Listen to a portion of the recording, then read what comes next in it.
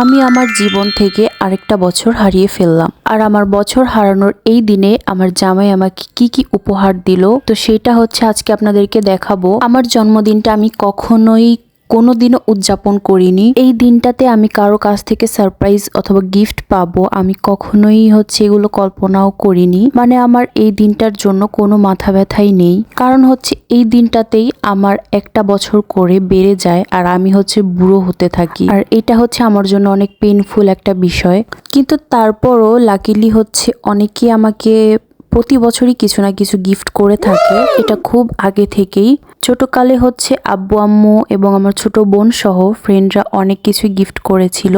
আর বিয়ের পর হাজবেন্ড প্রত্যেক বছরই কিছু না কিছু দিয়ে থাকে। তো এই বছর সে আমাকে একটা ফুলের তোড়া গিফট করেছে এবং আরো অনেক কিছুই গিফট করেছে, লাইক ড্রেস, জুয়েলারি, আরো অনেক কিছুই। যে ড্রেসটা পরা ছিলাম ওইটা ও গিফট করেছিল এবং আরেকটা ছিল। তো যাই হোক, এই ফুলের তোড়াটা পেয়ে আমি অনেক বেশি খুশি হয়েছি।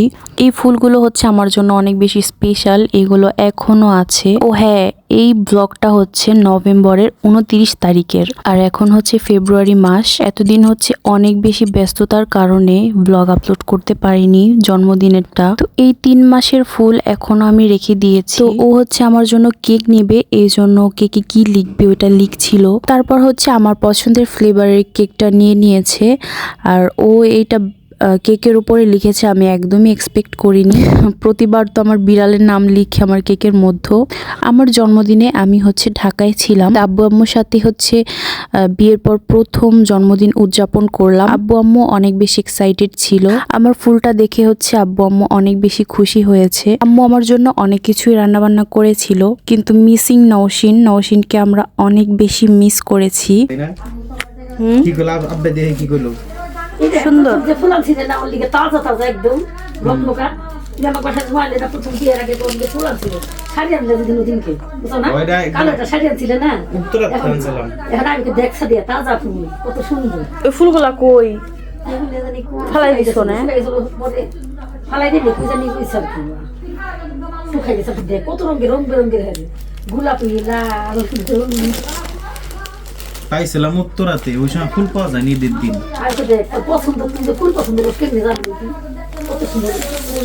আমার মনের সাথে আমার মনের মিল আছে। আমার আম্মু গিফট করছে আমার পেঁপে। কেকের সাথে নাকি পেঁপে স্মৃতি হয়ে থাকবে, তাই ভিডিও করতে বলছে। কি বা এই হ্যাঁ, কয়টা বাজে এখন? কি করে বাজে? তো শুনলেনই তো কিছু খুনসুটি। পরিবারের পাশে থাকলে আসলে জন্মদিনটা পরিপূর্ণ হয়। আর আমার হাজবেন্ড আমার জন্মদিনগুলোকে আরো বেশি কালারফুল করে তোলে। বিয়ের আগে আমাকে এভাবে কেউ কখনোই সারপ্রাইজ করেনি আমার বার্থডেতে। এই মানুষটাই আমার প্রত্যেকটা পদক্ষেপ কালারফুল করে তুলেছে, আমি যেগুলো চাইও নি। আর এখানে ও আমাকে কেক খাইয়ে দিচ্ছিল, দেন আমি ওকে ভেঙচি মারছিলাম, কারণ ও আমাকে ফটোশুট করতে দেয়নি এই কেকটা নিয়ে। এই প্রতিটা বছরে আসলে এই গ্যাঞ্জামটা করে। এই সিনগুলো দেখে আম্মু বলছিল মুখ থাকবে হাসি হাসি, এরকম। তো আজকের জন্য এইটুকুই। দেখা হচ্ছে পরবর্তী ভিডিওতে। সবাই ভিডিওটাতে লাইক করে দিবেন এবং চ্যানেলটাকে সাবস্ক্রাইব করে দিবেন।